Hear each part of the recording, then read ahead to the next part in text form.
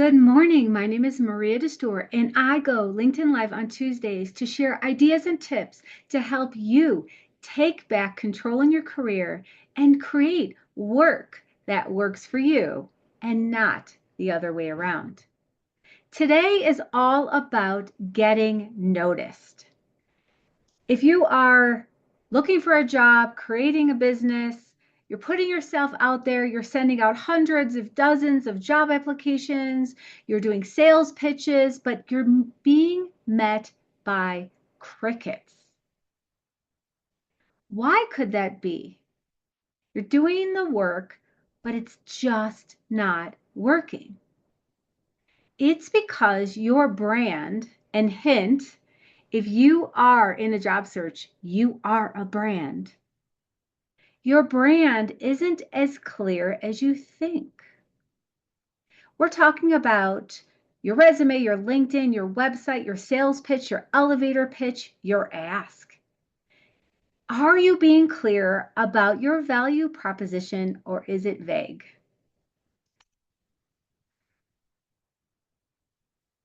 Today, I'm going to share 5 questions that you can ask yourself as you review your brand documents, whether you're a job searcher or a business or consultant. Number 1, who are you? Are you being clear? I have received resumes from clients that are 6 pages. I'm not kidding. When I got through explaining that this is an awesome document to have, as it is your work history, that is not the resume that you should be sending out when you are looking for jobs. Of course, there's always exceptions. Academia, for instance, they always have very long resumes with all their publications. But generally, making it easy for someone to scan a resume quickly and see who you are is number 1. If you are a business looking at your website, your LinkedIn, but Maria, I don't use LinkedIn for my business. Well, if you have a LinkedIn that's still up there, then people are finding it, and that is confusing them. Run a Google search on yourself and see what comes up. Are there things out there that are old, dated, blogs, social media, old, whatever? Take them down or align them with what you're doing now. These documents should explain what your strengths are and what expertise you bring to the table and what you're looking for. Consider how you introduce yourself that makes people memorable and enables them to help you. I work in organizational development. When you say something like that at a cocktail party, people instantly move on to the next thing. Well, oh, okay, that's interesting. How about rephrasing it to something like, I help fast growing companies scale without breaking their culture? Now I'm thinking, oh, I know so and so and so and so who have talked to me about their fast growing company. Oh, maybe this will be a good fit. I should do an introduction.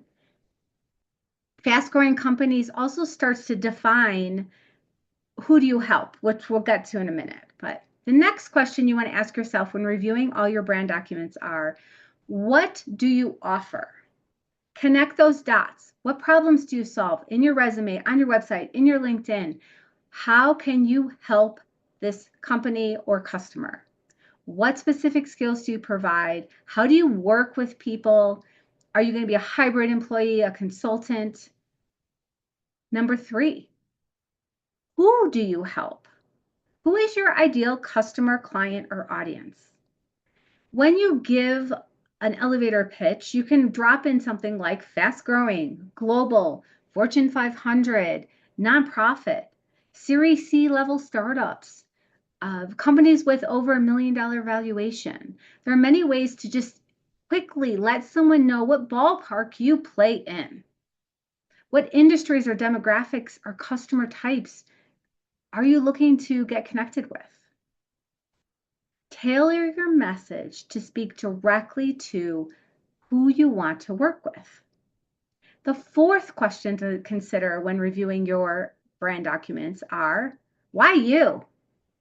Do you answer that question? What makes you different from everyone else? When you're applying for a job, 75% of the people are going to have the exact same buzzwords, the exact same experiences.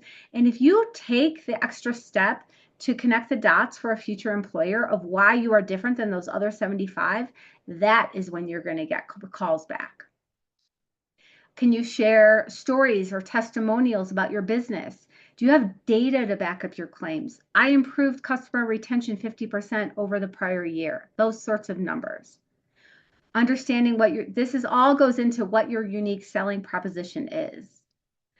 And bonus tip here, consider how you deliver this message. Why you?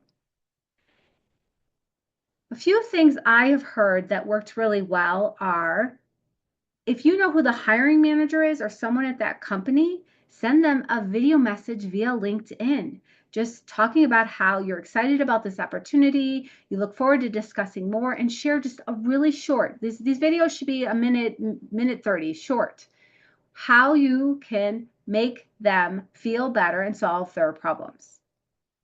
Another thing that's been effective, I often get pictures, emails from people who want to fix my YouTube videos and help me grow my channel. And they take screenshots of my channel and make a recorded video explaining how I can make little tweaks to improve my channel. Wow, that captures my attention. I read the messages for sure, and I look at what's going on. And when I get to the point that I want to hire someone, those are the people I'm going to seek out first because they're going the extra mile. They're not just DMing me in my LinkedIn messages. Number 5, how are you conveying your track record? Can you show proof of past success, either in a role or as a company delivering a product to a client or a service? What results have you achieved for your companies or employers or customers?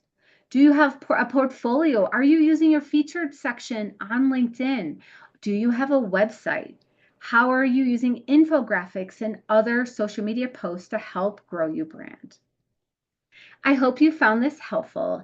And now that you have a framework, put a spot on your calendar of when you're going to do your own brand audit. And if you get stuck, I offer free brand audits. All you need to do is hop on my calendar. I will link up the URL in the chat and show notes. Thank you for joining me. And next week, we're going to be talking about the 5 biggest job search mistakes that people make. I hope to see you. Thanks for joining me. Have a great day.